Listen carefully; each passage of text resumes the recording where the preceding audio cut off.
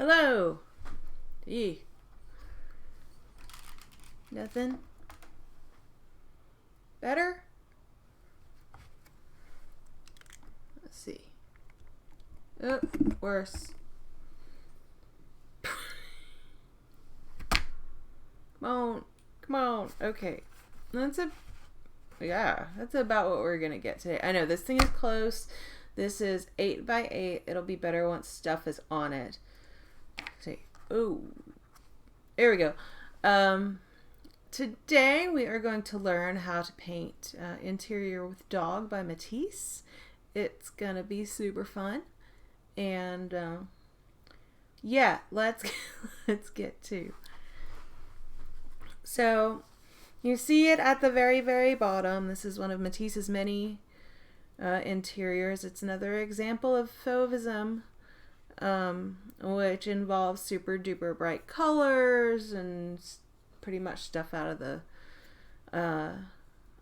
tube, and a super simple subject, this being a dog on a dog bed. So we're gonna get to it. I have a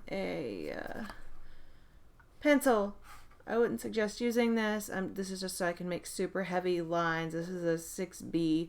I love this pencil. I love the super heavy lines. One thing you might want to consider after we're done is I got a comment on Facebook that the lines are what make it, and I can see that. So I would suggest, you can use a lot of things. You could just mark hard with your pencil, but if you have access to don't use a brush pen. Those things are hard. Okay.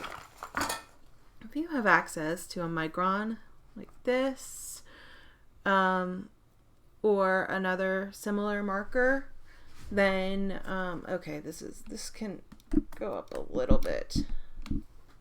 I have another thing that I'm almost done filming. It's going to be a time lapse of a different painting that I've been working on most of the day today, and that's why that's in that position, because it's only 6 by 6.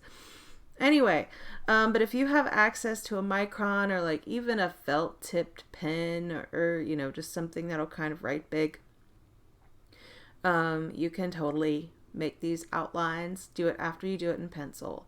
And unless you are 100% sure it is waterproof, this is an example of waterproof, okay? On it, it will probably see, it says, I don't know if you can read that, it says waterproof on it. If you are not 100% sure it is waterproof, do it after you finish the painting part, and it is 100% dry, and you are completely sure of that, or else you will be very, very unhappy. If you use something like a micron, then it'll be fine. You can paint with it and it won't smear, but be 100% sure. Just like I say with the pencils, no matter what pencil you use, a regular number 2 pencil is really the best, because those are not water soluble. But if you're using any kind of fancy pencil, be sure it is not water soluble, or else again you'll have a bad time. So I'm gonna put this away. I'm not gonna do this in the interest of time. I'm just gonna mark heavy. I suggest just go back afterward and do it if you want to. Okay, so we're going to start this guy with this dog, and there are going to be some parts I'm going to draw really light and then draw really heavy over, because especially for some reason this table took me roughly 12 forevers to get right enough. So we're going to start with the doggo though. And the doggo is over here in this corner in this area. So we're going to start, see where his neck goes down and hits his upper ear? We're just going to start there. Okay? And this is about, I'm holding my finger up to the traceable on my iPad, because I'm like, okay, that's about here, so I can place it on the paper. Now, if you print out the traceable, it will print out square. You can just cut the edges. If you just print it out regular, it should print out 8 by 8. If you have a problem getting it to print out square, let me know, and I can save it as a PDF, and you will get it square. Okay, so about right here. See, this is drawing. It's not an exact science unless you're an expert, and then they they erase a lot. Okay. Oh yeah, I have a kneaded eraser this time, so I don't completely ruin my paper. And I'll probably need it. I hope you have a good eraser, because there are a couple parts I think we're gonna have to. Yeah, there are a couple parts we'll probably have to erase anyway, like we did the last time. Okay, so we're gonna make a little curve, kind of right here, and then we're gonna shoot this out at about that angle, a little straight line. And then we're going to do that. Another little kind of curve line. And then we're going to make the nose. And I know this looks so weird right now, but we're doing it and it's going to be fine. So we're going to do that. And then there's the curve of the nose. Okay. So we're going to put this ear here and it's automatically going to look better. This is just kind of a triangle. Maybe a slightly curvy triangle, but it's kind of just a triangle. So I'm going to put this up. And then this down. And look, you can already tell it's a dog, right? See, what we have to worry about with drawing is the lines. You worry about one specific shape at a time. And if you put them in the right places, especially if you're just kind of copying something, if you're very careful about placement and angle without worrying about what it's supposed to look like in the end, odds are it's going to come together. So here we have, next we're going to do this arm coming up. Well, we'll do this part first. We're going to do his little paw right here. It reaches out, about the same as the nose, and it goes like that, right? Okay, so we're going to do this, and this goes up to about here, right? Yeah, we're going to do that. And then this one goes up a little bit farther, and that's going to become his elbow. So we're going to do that. See, it's already looking a little better. And then this goes, and this is here. Okay. And now we're going to add this part up here, and this is about this long or so, and it's going to come down here at that elbow. I'm making my dog a little bit flatter this time. I really don't like that line. I'm going to at least shorten it. There's only so much you can do with a pencil this big. And not like completely just tear the paper. There we go. That's what erasers are for. That didn't help that much, did it? That's okay. We are not in this for perfection. We are in this for enjoyment. You can't enjoy it if you're only worried about being perfect. Okay, because then you start stressing out about it, and that's no fun for anybody. So right before right before the arm starts up here, that ear appears. So we're going to draw a straight line here, right? And then this part ends over here. We're going to do a little curved line over here. And then we're going to do another little curved line right there. Look, he has 2 ears. See, not too bad. Now we're going to give him an eye. It's about right here. See, that looks like a dog already. Okay. So next, I'm going to do that better. Okay, so next we're going to do this line. It goes from about here to where this nose meets right here. Okay. And it goes over and around. I'm going to make a couple marks here really lightly. I'm going to draw this line really lightly first because I am not sure that I'm going to be able to get it if I draw it hard. I think it might turn out terrible if I do. So I'm going to draw this really lightly. This comes up around here. It's pretty rounded here. And it goes up here. And that. And then goes close to that ear, kind of flattens out here to go about there. Yeah, we're gonna go this way like that. Yeah, okay, I'm happy with that. I'm gonna erase this, which will erase better because I did it lightly. Whenever you have a chance, like do something. If you're drawing something in pencil, do it lightly first and then go back and do it hard because that way it's so much easier to correct mistakes. So I'm going to go back here with my hard line since I'm happy with this and do the outline. See, now we have the doggo. Next up, we're gonna add the blanket. So all the blanket does is it goes from about here, and we're gonna take it out and in right there. Okay, and then this side continues up here, starts where? Right here, so, and then gets to a corner, right? And then it comes down here, and it's just kind of squiggly, not quite squiggly, extra not straight. So here's our blanket. Now we're gonna make this plaid thing, and all you need to do with that is realize that there's a curve in the blanket, right? So we're just gonna make curved lines instead of straight lines. And remember, there can be like ripples in it, and so nothing's gonna be perfectly plaid looking about this. Let's see, this one, come here, and nothing's gonna be straight. So this is like a great time to not worry about drawing straight lines.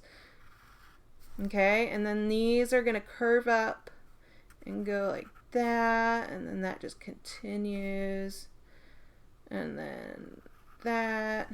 Our doggo is smaller in this one than the traceable, but that's okay. Let's see, and then this is gonna go up here, and then this, and we're just kind of following this and not drawing straight lines because straight lines are not what we need. There we go. So there's our doggo.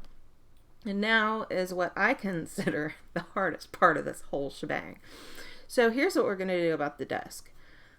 These curved legs can be a nightmare. So what I'm gonna do is I'm gonna draw a point right above that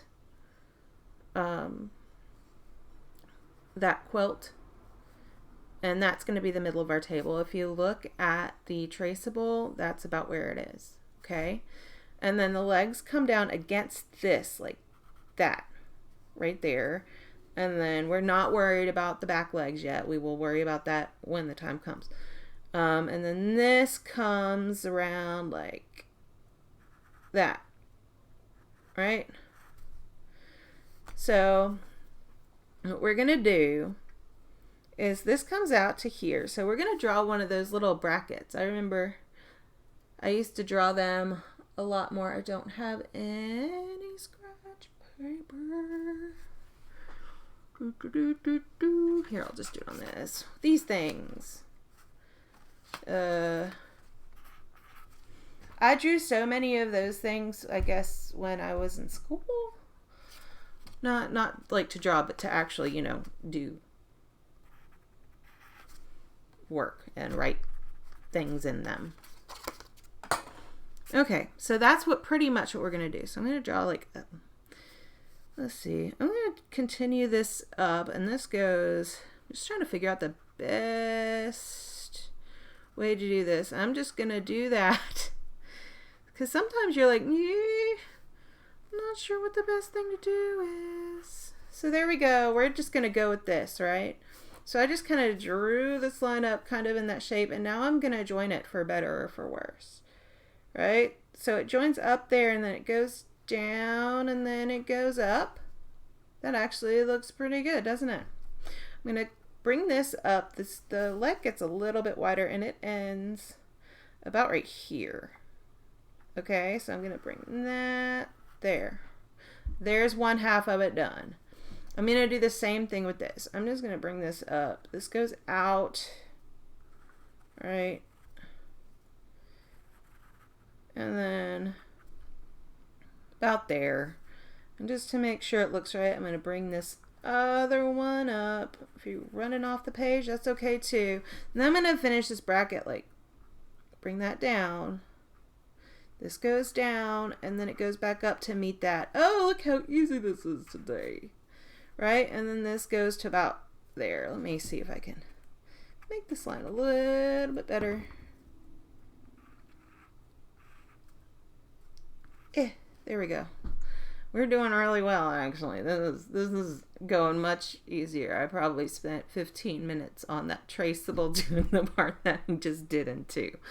Okay, so here there are 2 lines that come up for the desk, right? And then we're going to draw a straight-ish line across there. I'm getting in my straight-ish line drawing position. And we're just going to draw a straight-ish line. Doesn't need to be perfectly straight. None of Matisse's stuff was perfectly straight. You don't think he sat there with a ruler.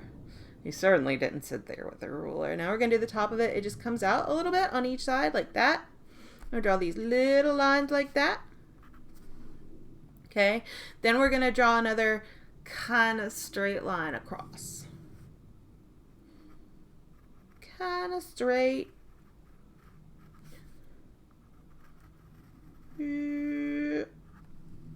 Okay, let me clean up that edge. And thank you to Palmer for loaning me this because I have no idea where any of my needed erasers are, and I hope they're not in a dog belly. As I have a certain kitten helper who likes to knock stuff off of other stuff. Okay. So, and then this comes back from this outer part, and this goes back just or so. And then this one, if you look at them, they're not like, it's not straight, just like that table that we did with the goldfish on it, the first one. So don't worry about getting everything just right, because Matisse's certainly isn't. Okay, I'm going to leave that line off, and we'll worry about this line in the back in a little bit. It's just going to be a straight line between those two, but we're going to put that vase in, and it'll be easier if we don't have that. Oh yeah, there's this really easy to draw plaque right here, like boom, boom, boom, woo. It's probably the easiest part of this whole thing. Okay, next we're going to do the legs, so we don't have to erase stuff later. We are going to go over here, and this starts about here, and then he kind of just curves into the dog. Don't pay too much attention to what's happening here, just kind of make it curved. And then this one goes from about here to about there, and then this just comes down next to it. Remember when we talked about how to make things look like they're farther away than something in front of them? Is just you make the stuff in front bigger. So I made these a little bit smaller. Those look spindly legs. We're gonna do this number, like yeah, that's better, I guess. Okay, so now we've got our legs. And we can go ahead and bring across the floor, which will start, let's see, it starts about there on the dog. So we'll just do it here, there. If your floor isn't completely straight, don't worry about it. Matisse's isn't either. There we go, there's a floor. Okay. Next up, we're going to do the book. The book is really, really easy. What we're going to do is draw a rectangle and then draw some lines down and then connect the lines. So we're going to actually, yeah, we'll go ahead and do we're going to do a small book here. All you do, there's a line. Okay. There's a line. And there's a line. So there we just have a basic rectangle. Doesn't need to be a perfect rectangle. It's just a rectangle. Then we're going to draw a line down from here, a line down from here, and make them about the same length, like that. And then we're going to connect these 2 lines. And we have a book. Woo! Okay, so next up we are going to do this vase here. Okay, we're going to start, it starts about up here. And we're going to think about it like we did the last one. We're going to draw like a rainbow and a smile. Okay, we're going to start in the middle. It's not that the opening of it is not too big. Okay, so we're just going to do right there. Okay, don't worry about it too much. And then right there.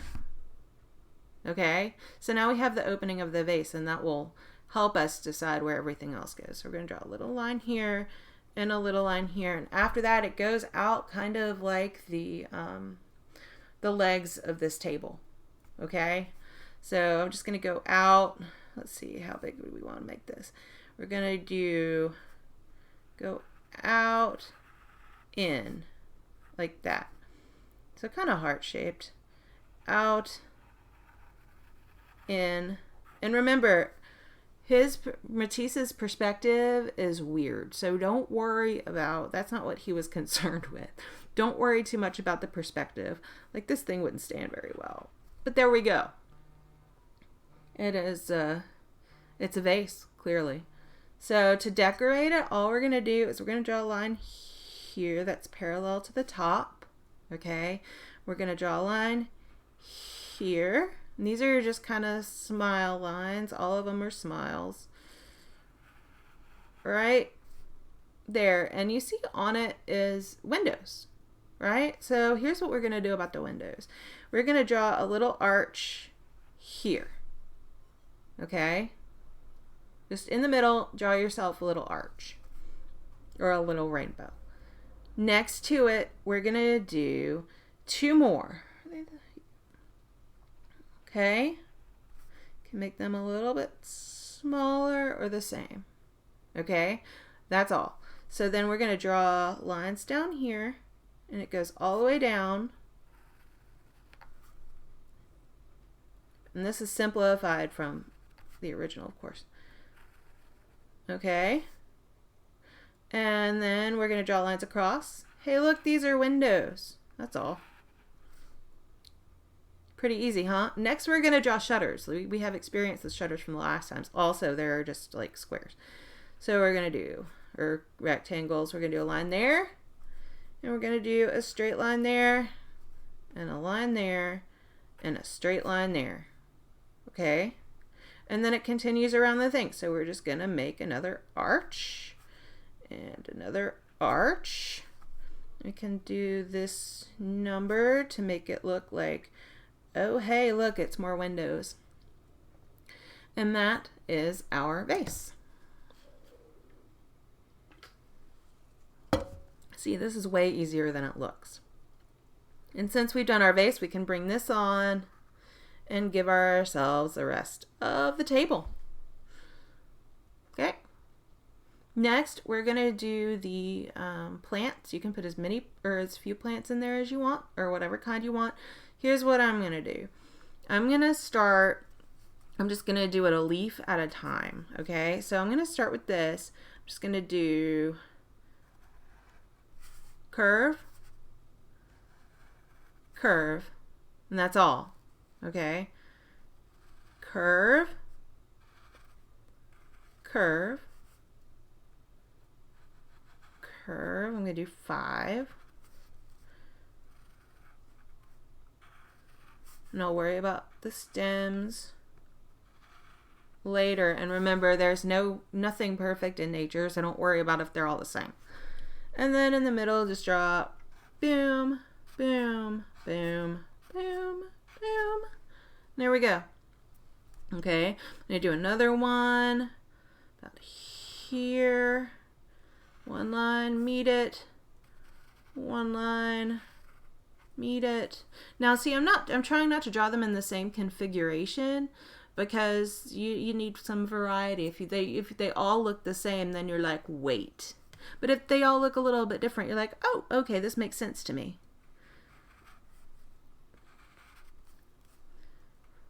4,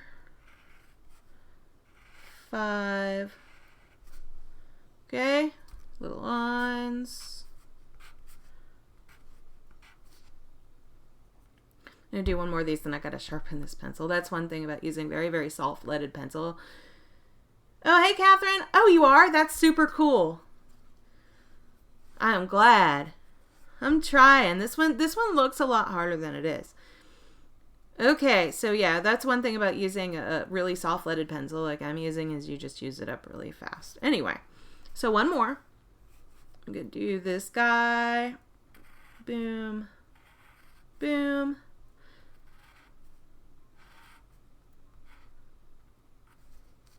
We are almost done. Like, this is the last part that you could even consider hard. And a lot of it's repetition of what we've done before. 4, 5. Okay? So here are our plants. Do I have any idea what kind of plant that is? No. I don't. It's green plant. House plant. I'm scared to get house plants because I don't want my animals to eat them and get hurt. I used to keep flowers on my desk, like just fresh flowers from the grocery store, but I stopped because Ollie, my kitten, kept chewing on them, and I was like, yeah, probably not a good idea. Now I'm gonna sharpen this pencil really fast.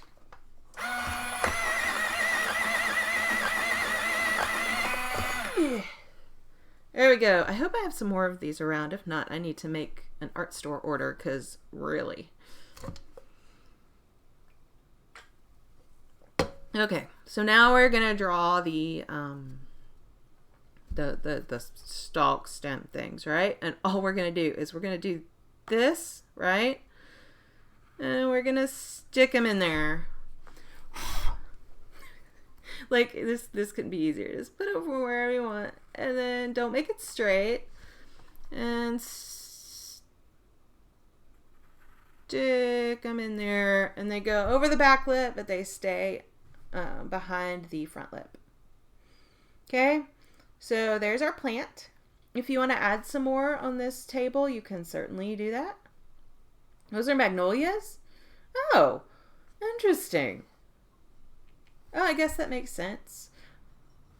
Huh. Okay. So all we have left really is the rug and some zigzags and squigglies. Okay. So we're going to do the outside of the rug. It goes, we'll do this line first just so we know where it's going. And it's just parallel to the floor, like boom.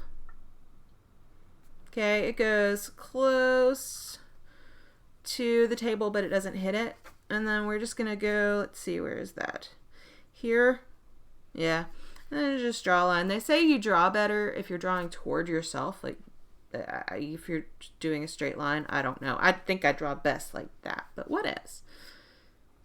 So, this is the outside of the rug, and I shouldn't have extended. No, that's not the problem. Oh, well. Just gonna get rid of this part. Nothing. I'm gonna leave this because that's where most of the line is.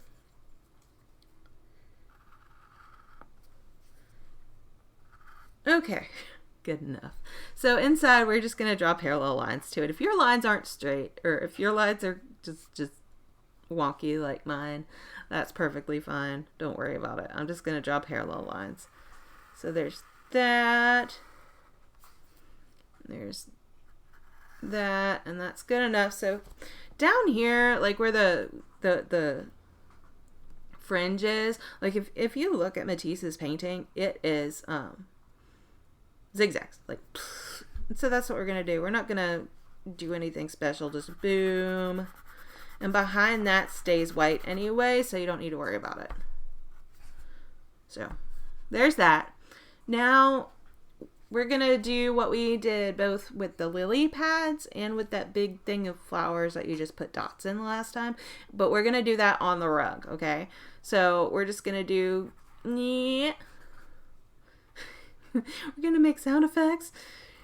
We're going to go around here just like that. Not something to stress out about. Just make not good circles. Like, be really bad at making some circles.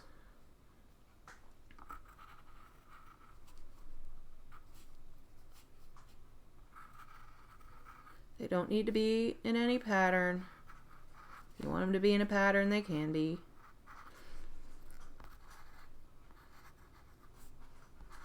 And all we're going to do is we're going to put, when we get to the paint part, which we're almost at, we're going to put little dots in them just like we did those lily pads. So I would say that would be pretty easy. Okay. I'm going to do one more up here because that will make me happy. Okay. Next up, we're going to do the exact same thing in this. And I'm going to do, there's a pattern in it, and it's just like a line like this, and then a line kind of in between them. You don't have to do this. It's perfectly fine if you don't. There is nothing wrong with it not being the same. To keep my circles different, or my, really badly drawn kind of circle ovals, I am sometimes just drawing them in the other direction, so I know it'll be different. Okay.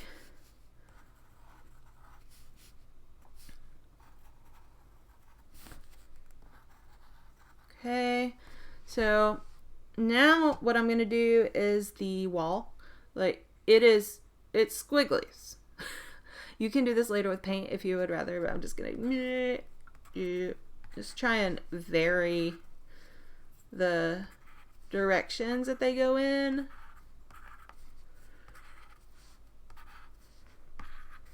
And just put some, they can run behind your table.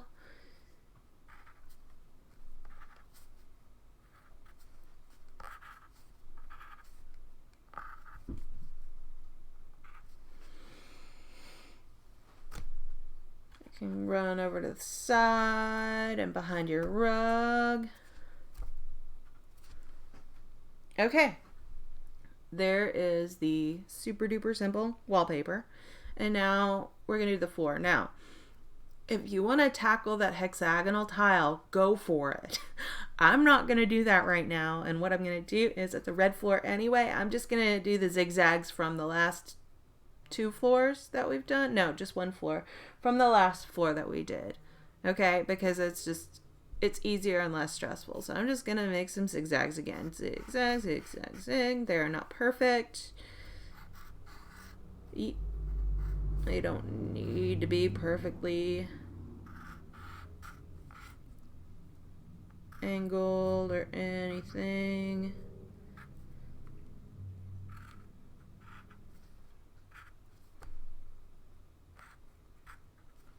Okay, and I do believe we have successfully drawn this business. Yeah. A lot easier than I thought it was going to be. So, okay, so now I have a new, is that, no, that's Maurice. Okay, Ollie's still asleep. Ollie was helping me paint earlier. He is he's the sweetest kitten. He is a terrible art supervisor. He likes to walk in paints. Let me snooze this. In the afternoons when the air conditioner or heater... Stop it! For Ring doorbells and cams. Okay, never mind. Ring. Anyway, so I'm going to use a new watercolor palette. I figured I'd get one that is inexpensive and really accessible that you can just buy from Amazon. Here's what we have. Sennelier is a very, very well-respected brand of watercolor and paints in general. They make some of the best there are. I have a really good set of watercolor paints, but I cannot afford Sennelier professional level watercolors. This is a La Petite Aquarelle palette. This is student grade. They're still pretty good paints, but it's really cheap. This is like 18 something. So if you want a beginner level, this is way cheaper than Cotman that you're going to get anywhere. This is really inexpensive for a decent palette of paint. So here's what it is. And this thing is nice and like solid. That's one thing I like about it. And here are the swatches that I did. I still and I even said this in an Instagram post, I kind of get mad when good brands of paint or anybody puts white watercolor in a beginner watercolor palette or any watercolor palette. You wouldn't find this in a professional watercolor palette. It's just dumb. It's useless unless it's gouache and is actually, you can make it opaque. This just not, it's lame. So that's the one drawback. Otherwise, this is a great little palette. We have a primary yellow, an orange. They just call it orange. It's a pretty yellow one. A primary red that looks about like cadmium yellow medium. A rose permanent. That's a pinky. We'll see it once it's diluted. I don't think there's any. I'll use some of that when I mix the light purple for the wall.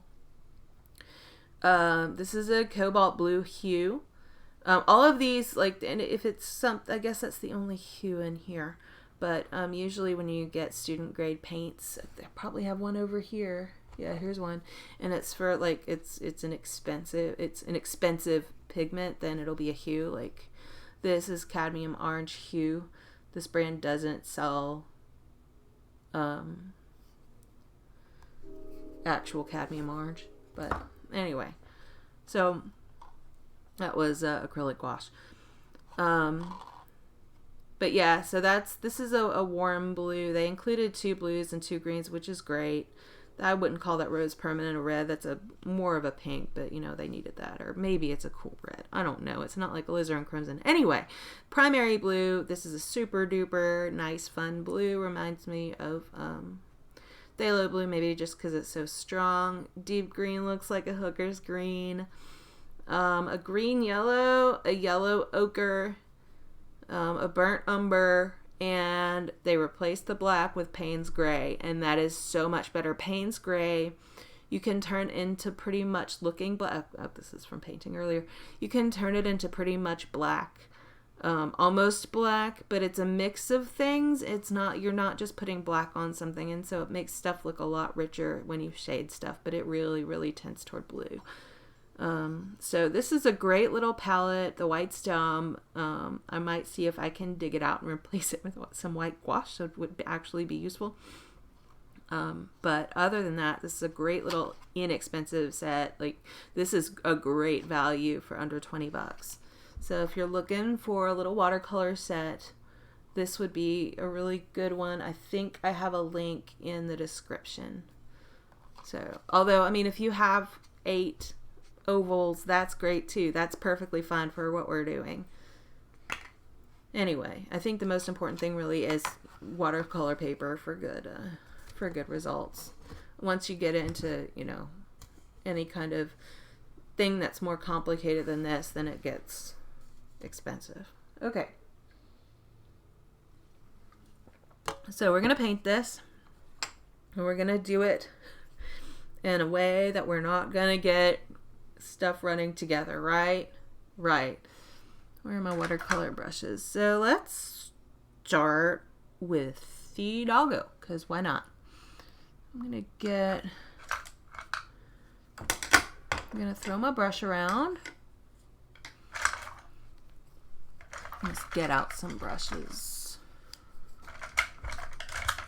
I still haven't. No. Okay. Where's my number 2? Here. Okay.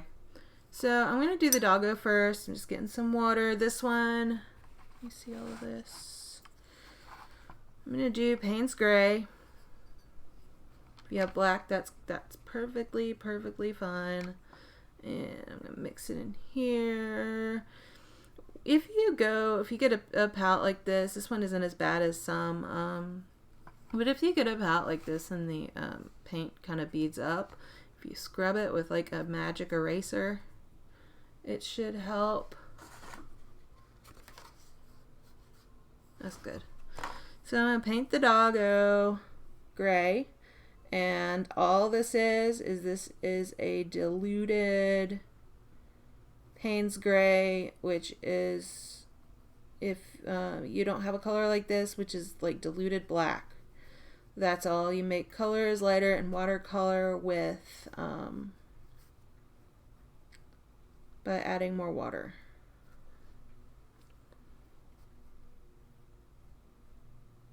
Did I say lighter? I hope so. Okay, there's a hair. Hairs are the bane of my existence.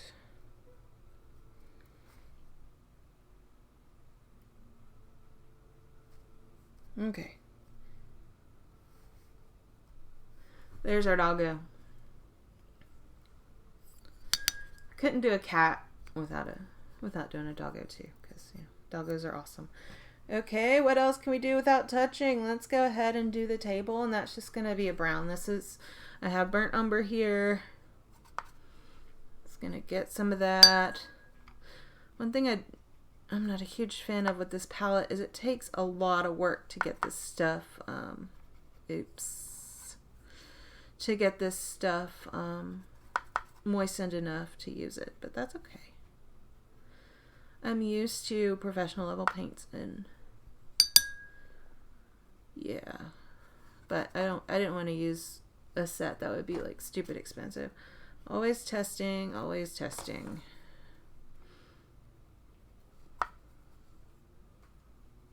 Always test your watercolors. Always have a little spare scrap of paper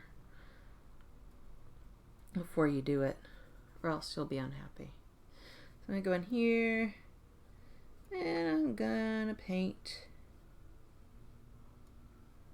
this leg. Don't forget your back legs. Yeah, I'm going against the doggo. Just be very careful. There you go.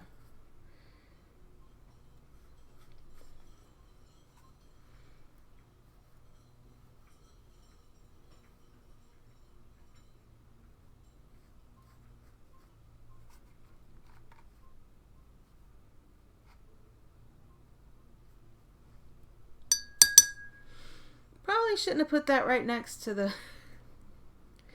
microphone. I'm gonna move my water over here. That's like, it was like right in front of the microphone. That doesn't seem like that might be too pleasant.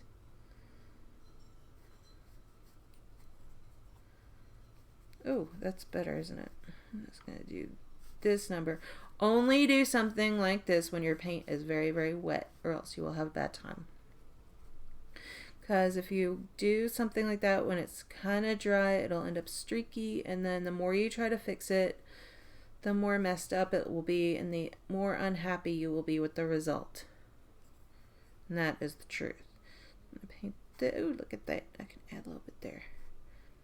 I'm gonna paint this back leg.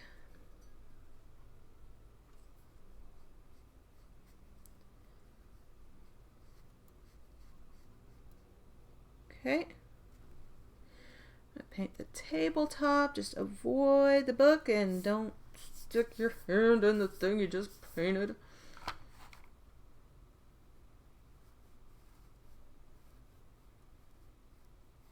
What I tend to do is I tend to go around what I need to be careful about and then just kind of fill stuff in. So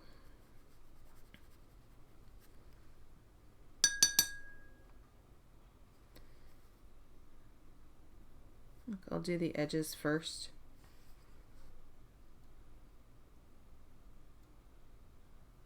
This is that Haunted Mule paper again. The jury's still out on what I think about this. It's kind of a, I don't know, it's a weird paper compared to what I'm used to.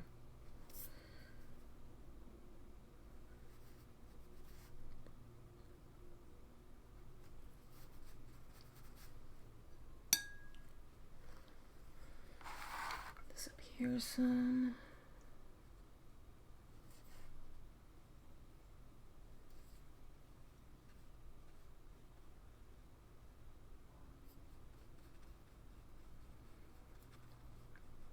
Okay, there's our table. I think that's it for brown, isn't it? Well, for what we're including of brown, yeah. Oh, I painted the middle part. I'm not gonna go and fix that. Yeah, let's see. I'm just lightening it up a little bit. Meh. It's fine. Okay. Let's see, what can we do that doesn't touch anything? We're gonna go ahead, let me get the green out.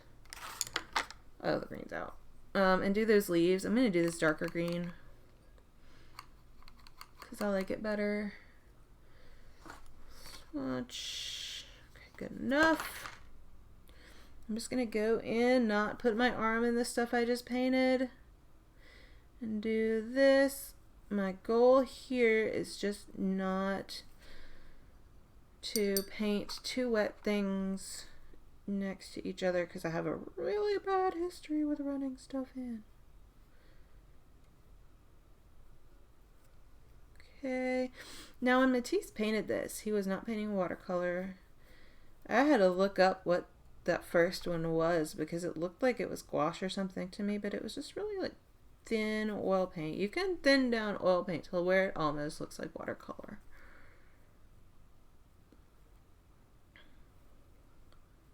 Which is kind of weird. You can also paint it so it doesn't dry for a few hundred years like Van Gogh. Speaking of Van Gogh, next week we're going to do a Van Gogh. We're going to do Van Gogh's bedroom. Like where the Starry Night's poking out from the window. Yeah, that's going to be fun. Figured, I love Matisse. Matisse is really approachable, but that painting is super approachable too, so we'll learn how to draw and paint that.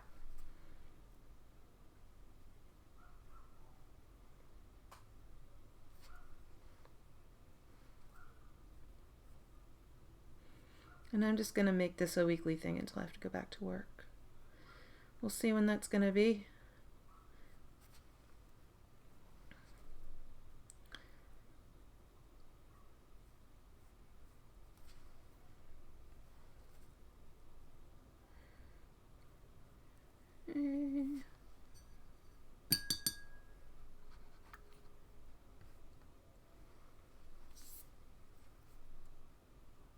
See, I'm smudging all this. I'm not too worried about that because I'm going to cover most of it with paint.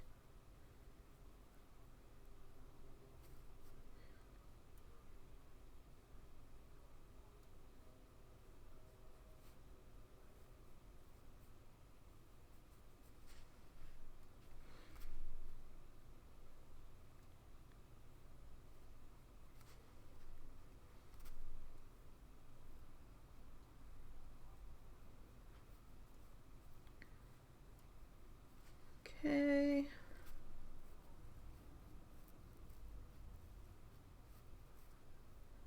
And there are our leaves. Is there any other green besides a little bit down here? I'm going to go ahead and do that down here.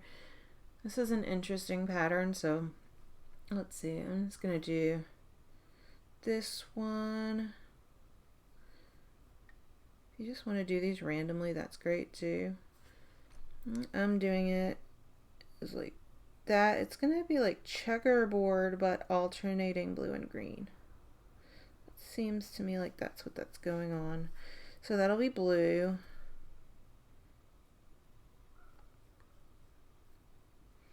Just going to be careful by the doggo. Oh. No. Okay. Almost messed it up.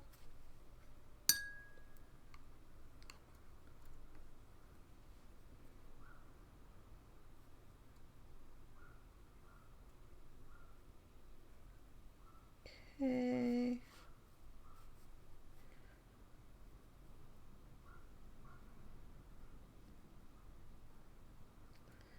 We are getting there. I like, these are pretty well pigmented paints. I'm kind of impressed by that part. All I had done before this was just swatched them. Which you saw the swatches.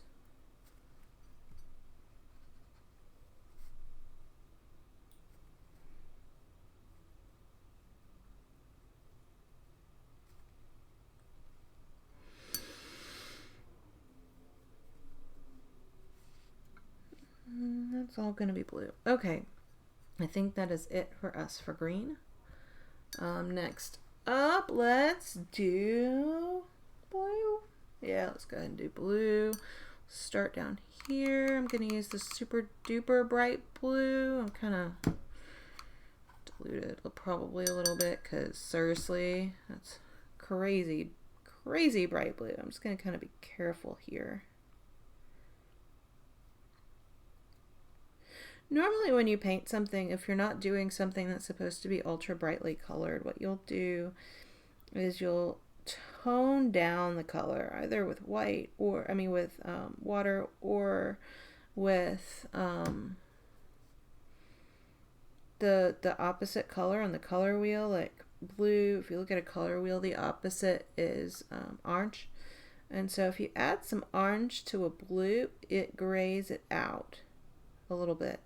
And that makes it less intense. And that's what you want a lot of the time if you're trying to paint something realistic. But this is not the most realistic painting ever, and we are not worried about that. So I'm just going to use straight up paint, just like Matisse would have done, because the Faux Vase liked things straight out of the tube.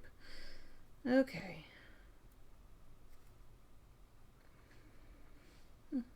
It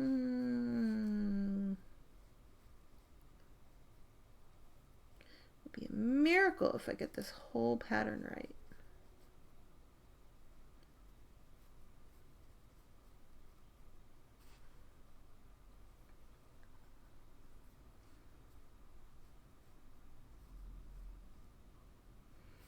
If I don't, I'll just blame it on a fold in the blanket. No, that's right. There's a weird fold. Okay, I think this is it. The hair.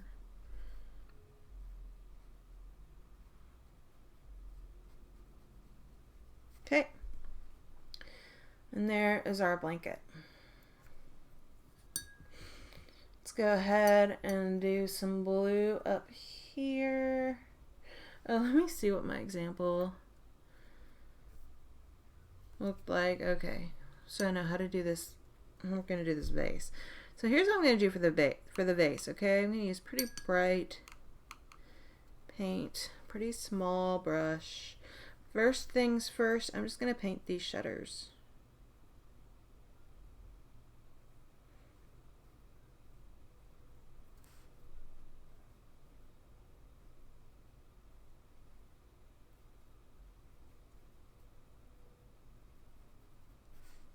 Okay. Then I'm going to paint this bottom ring like this.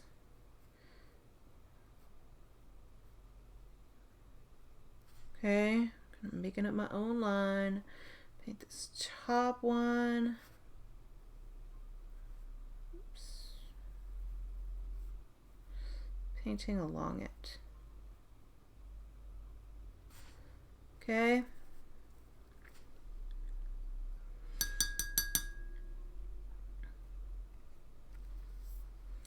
Now I'm going to paint along this one too. On the bottom of that one. Okay, there's the basic one. I'm going to do little dots in the windows. I don't know why they were there, but they are, and they're different sizes, and they're random in the actual painting. So let me do that. And then I'm just going to put dots around the bottom. Oh, look, they're running together. That's okay too. That kind of looks cool. Okay. And then I'm going to put some dots at the top. Or lines. We'll just do some lines. Boom, boom, boom, boom. Just kind of connecting the top part to the bottom. There we go. That looks pretty good. So there's our vase painted. Now the only other blue part is this business. So we're going to go paint around all the bad circles, which we're going to leave white. I will use this one.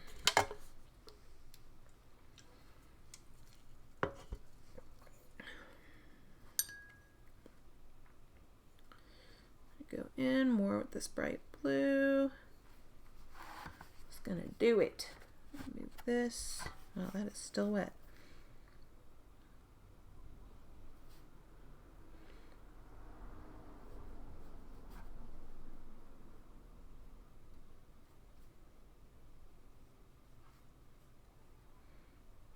That's all I'm doing. I'm just painting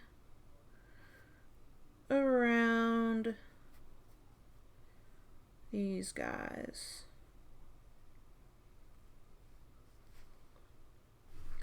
Not being too special about it, or trying not to be. Trying not to stress about it.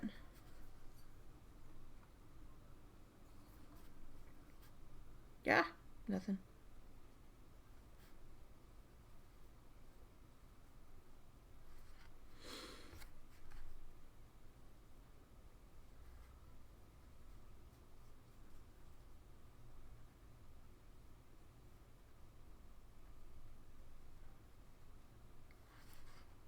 Okay.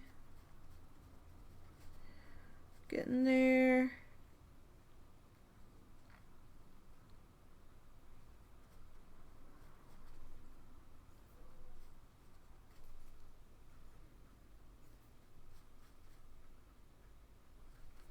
Give me some water. There's some pretty well pigmented paint for student grade.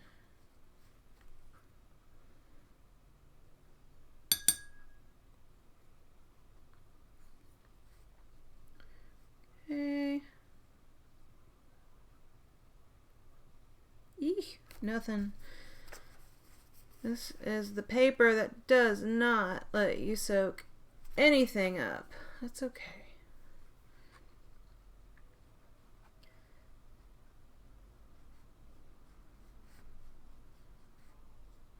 Like, everything goes into this. I think it has a really high cotton content. Like, I mean, it's cotton paper. It's 100% cotton paper, but the blend of it, or however they handle it, is different than arches, because you can pick up arches. This is that Honda Mule I was using the other day because I'm pretty much out of arches. So, and starting tomorrow, with the exception of these tutorials, which are not going to change, I'm going to try to pull off Acrylic April, which is you paint a small acrylic painting every day for a month. And it was started by the Art Sherpa. There's a link to her channel down there, down at in the description. And she started it last year, and she did daily tutorials for it live, and that was some cray. So this year she pre-recorded them, which was smart, and is doing premieres every day for it. But yeah, the only rule is, like, it kind of needs to be small, but you have to use acrylic. I am no fan of acrylics at all. I really don't like them, but I'm gonna do Acrylic April, and we'll see how it turns out. I'm trying to, yeah, should have added that water right there. I'm working on it. I don't like mediums where I can't do a good gradient. And it's hard to do a good gradient in acrylics, because acrylics of every sort dry so fast. But I like doing skies and stuff like that, so I'm working on it. That's what I was working on today, and it's working out okay so far. Okay. Next up, if you did not paint in this part, go to, I'm just gonna, let's see what it looks like with some yellow. I'm gonna do some yellow.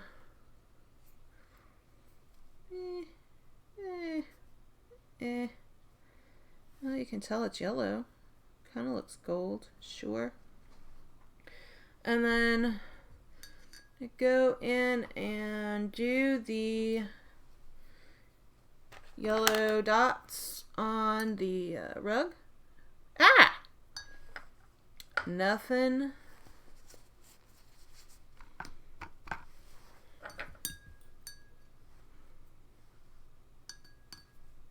Nothing. It's easier when you're using paper towels, but right now paper towels are in short supply, and we don't know where we're gonna get any more after we run out, so I'm using rags. Okay. What is your deal? Oh, I know what the deal is. I was dipping it into blue watercolor.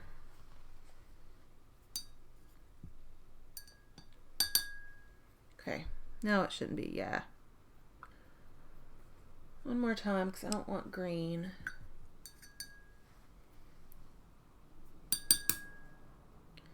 Now all I'm going to do is go in and put some dots. These are yellow dots. Just dots.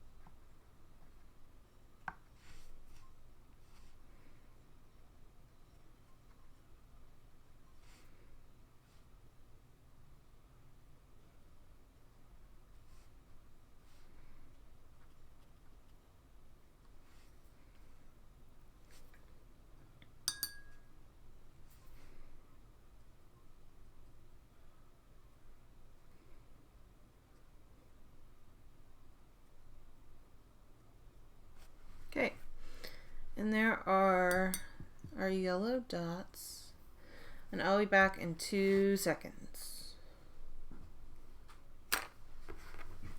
Minutes.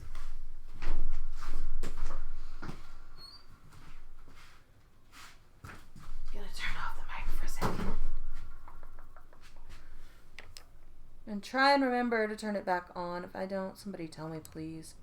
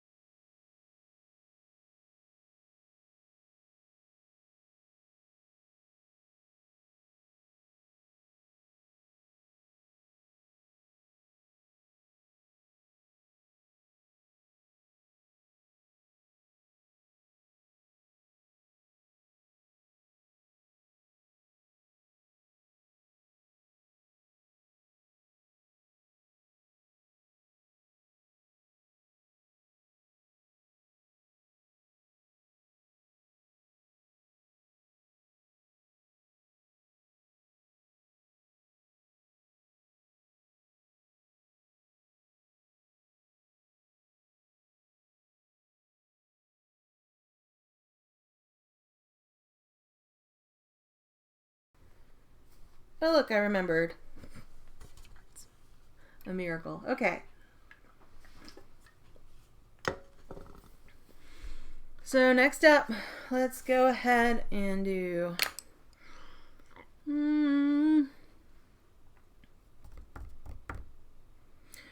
purple.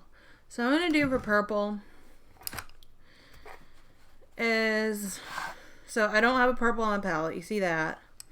And I only really need to do these big swaths of stuff. I'm going to get my big brush. I'm going to get some of this pink. If you only have red, that's fine. Just test it first to make sure that it will that it mixes with whatever blue you have well, because sometimes you can end up with this awful brown color from mixing the wrong red and the wrong blue. So always try things first. Okay, so there's my pink. I'm gonna go and get a wee bit of blue, because we all know this is ultra strong blue. Okay, I'm gonna mix this together. Ah, look at that purple. That's a lovely purple. Generally with paints, you do way better with a pink mixing purple. Ooh, I like that. That's redder than that, but I like this color, so we're just gonna leave that 8. Well, yeah. There we go. Now I'm gonna put a bunch of water in it because I want it a light color. Not light enough. No, actually, I want a lot of paint too. Okay. Here's all the crevices. Ooh, look at all that paint. Let's see if it'll cover the whole thing. I'm really bad about that. Okay. I'm gonna go in and then this part.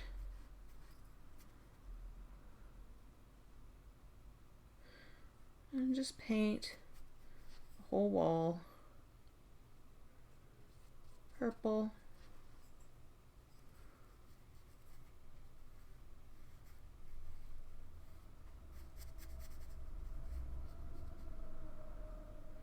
I think everything it borders should be, oh well, pretty dry at this point. Go down to the floor down here. Hair. I know it's my fault for having 20 million animals roughly. Every time I complain about hair in my art poem, he's like, you wanted the dogs. Like, of course I did. The doggos are the best thing ever. I wouldn't give up my doggos for the universe.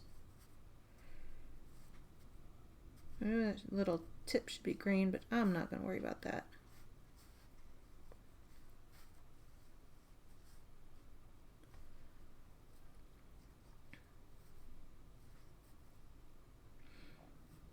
Now, if you're working with with a plain old purple, just add a bunch of water to your purple, and that will solve your problem.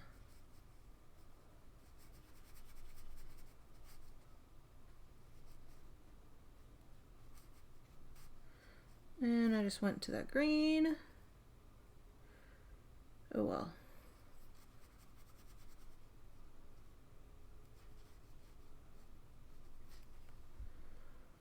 Oops.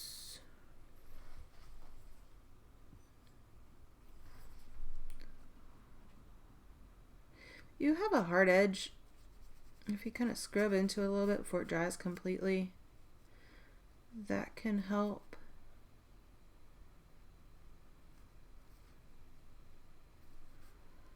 It is covered in paint.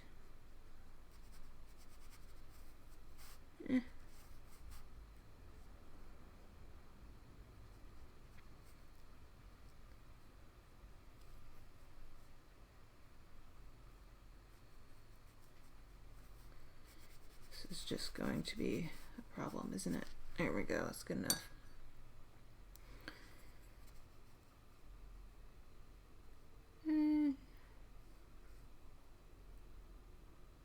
I'm just painting right over these stems.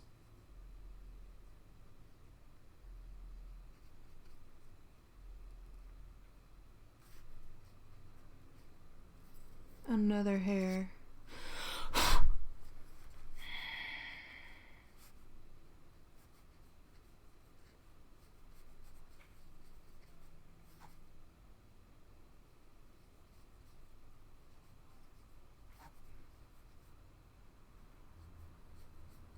Because it also doesn't help that I live in an old house.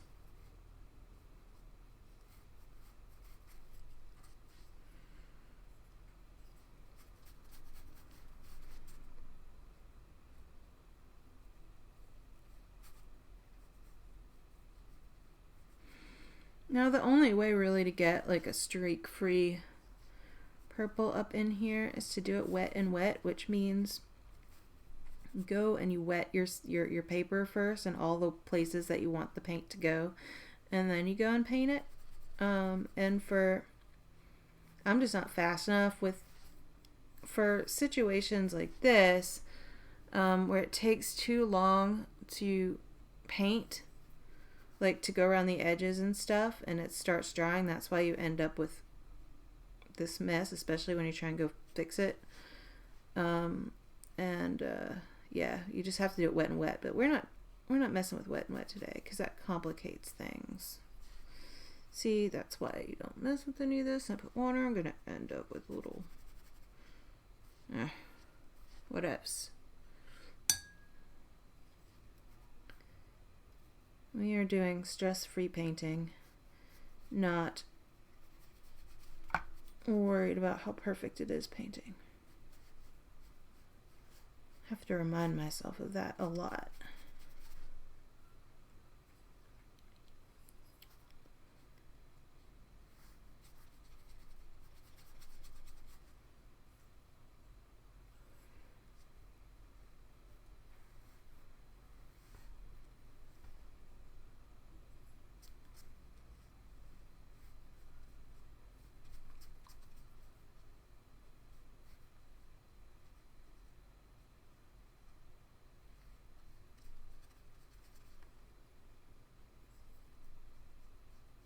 I'm just gonna leave the area below the rug.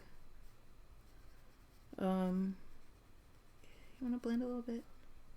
I'm leaving that white.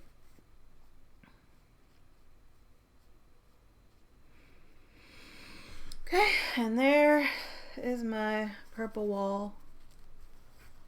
Right there. Yeah, look at that. That's not good.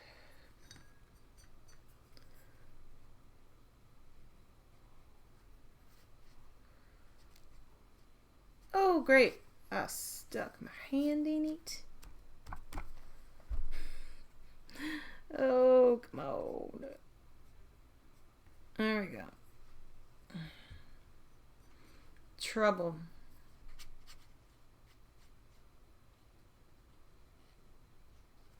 Stop messing with it. That's the rule. Pretty much stop messing with it. Okay. So now all we've got is red. We have the red floor. I'm going to do... There we go. We got the red floor. And we've got red dots. And we've got the red book. Okay, so before we mess with the floor, because we just did the wall... Spread some of this out. Which I'm currently obsessing over. We're going to do the little stuff, and then we're going to go back and do the floor. So, I'm going to get this red. I'm going to go with the red this time. Test it. Yeah, that is a red. I'm going to go and, well, I'll do the book first. Now I'm going to leave the bottom of it white because that's the pages. Just going to paint just like that. There's our book. Now we're going to go in and just make some dots with the red. Oops, that was pink. Nothing.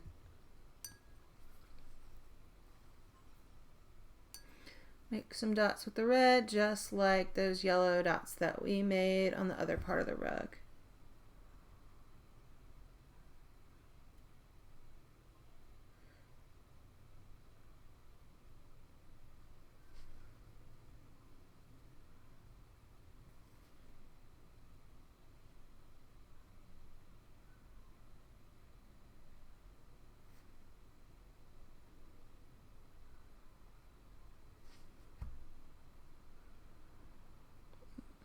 Go into the pink again.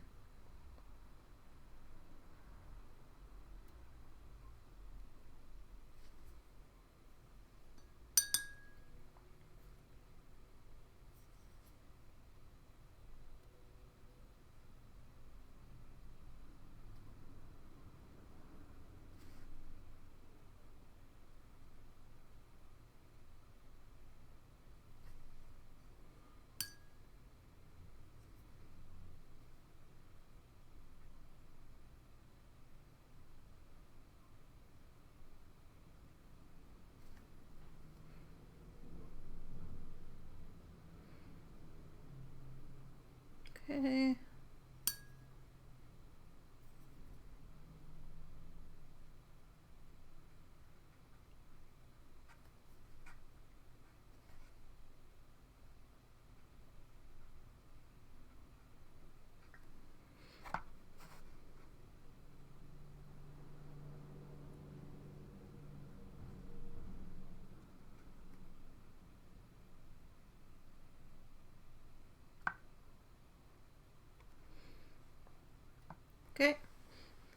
Rug done. Now all we have left is the floor.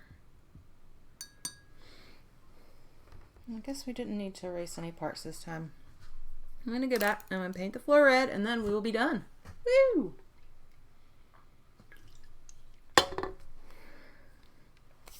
Okay. Gonna go and do what I did with that purple. That is pink. Get a bunch of red.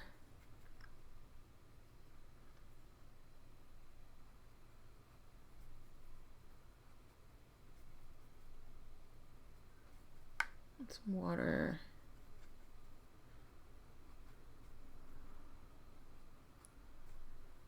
Test it. Good. And yeah, we're off to a terrible start.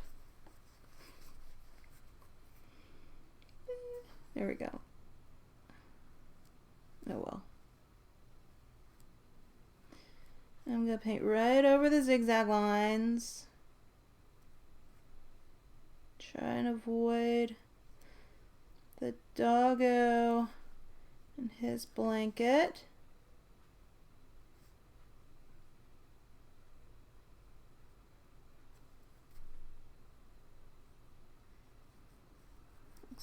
Looks like a very comfy doggo. I wonder if he was Matisse's doggo.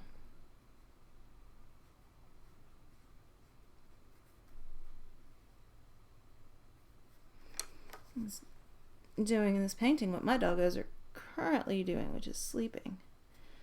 It's up there on the sofa.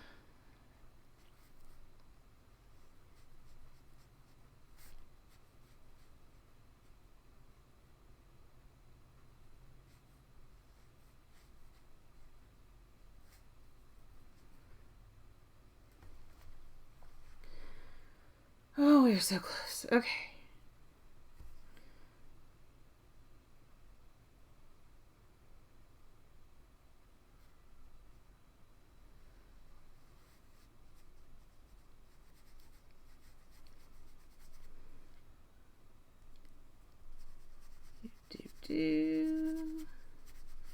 Scribbling in this part.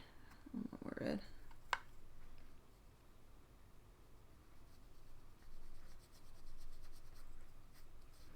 Here, it's just gonna stay there. I don't care.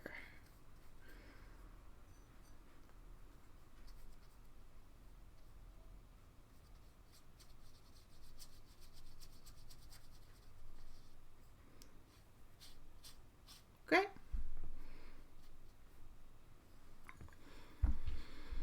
And we're done. Now, we're gonna want to sign it. Ooh. There we go. We're gonna want to sign it, except the part that we're gonna sign is like ultra wet. So I'm gonna sign it after the stream in about 10 minutes. I suggest that that you do that too, that you wait a little bit. Just make sure this is dry, or I'll sign it up here or out the rug or wherever you want to sign it. If you want to sign it down here, I always sign my stuff in the bottom right. It doesn't matter if you do. You can sign it wherever. Just sign it. Because you should always sign your art. I think this turned out super cute. Got some blooms, but meh. So yeah, I hope you had a good time. And come back next week, same time. We're just going to do it every week. Next week, Tuesday at 2 o'clock Central. We're going to do Van Gogh's bedroom. It's going to be super duper fun. Stay home. Don't go out to buy any of this stuff. If you need some, order it from Amazon, order it from Jerry's Artorama, dickblick.com, wherever. Don't leave your house to get this. Unless you absolutely have to leave, don't leave. If you can get grocery store pickup or delivery, like not to go in the store, do that, because this stuff is serious and nobody wants it and nobody wants to spread it. So stay home. I hope you're having fun making art. And please, once you're done, share it with me. I want to see. I'm on all of the social medias. There are links to them in the description. I look forward to seeing what you did. I've seen some excellent stuff from the earlier stuff we've done, and I can't wait to see more. And I will see you guys next time. Next week, between now and then, there will be probably a stream or two. It'll be the acrylic April type stuff, and I'm planning on doing time lapses of the paintings I'm doing for acrylic April, which will be in acrylic and not watercolor. So if you want to paint along with those, totally look at my blog post. There's a link to it somewhere on the page in the description. Look at my blog post, and I have a link to my Airtable where I've organized everything. You can use all of the photos that I'm using if you want to. About half of them are photos I took, and the other half are stuff from Unsplash and Pexels, which are excellent sources of free, copyright-free images, so you can use them and paint them, and you can sell stuff that you paint based on them, and that's really cool. And I just realized I need to take off my tape, which hopefully held. Oh, look at that. Any painting looks better immediately. I use a lot of paint right there. When you take off the tape and give it a nice clean edge.